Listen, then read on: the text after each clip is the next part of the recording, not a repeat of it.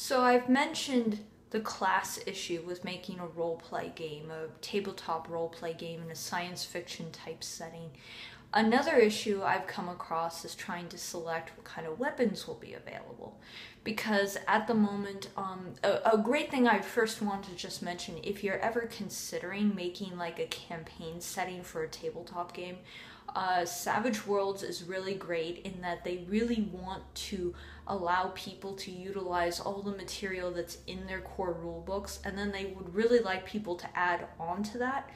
But a big part of their game structure is that they want to try to simplify the system by encouraging people to reuse material and then only add on when there's truly something unique to add on, such as they want you to really use the stats and sort of the statistic models and everything for the pistols or for hunting rifles and things like that. And then if you come up with a weapon that's truly unique and original, then you can write up your own stat block for that. But to try to keep things simple and to try to let players memorize how things work within the Savage Worlds game system, they're trying to keep it simple like that. And from a creator standpoint, that's very useful. But what I do still have to decide on is the selection of what weapons are available in this type of setting.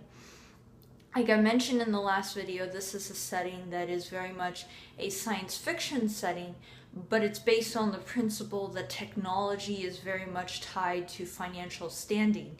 And the characters in this game setting are on a frontier world that has very little financial resources. So while they might be able to salvage from a junkyard something that's broken but very high tech, in the general scope of things, they're working on a lower tech sphere than what's ultimately available in that greater galactic setting.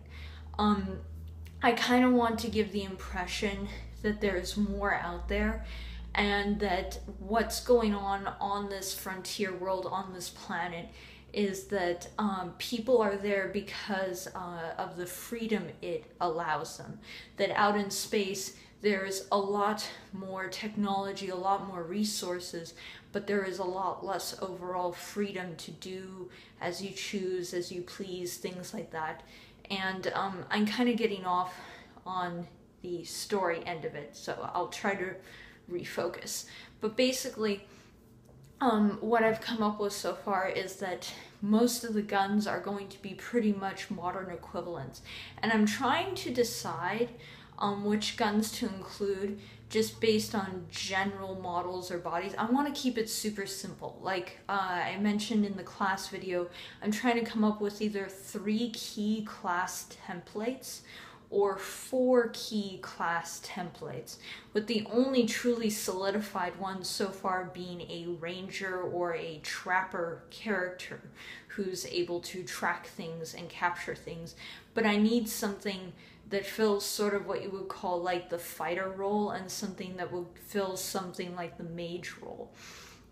Those are still really up in the air.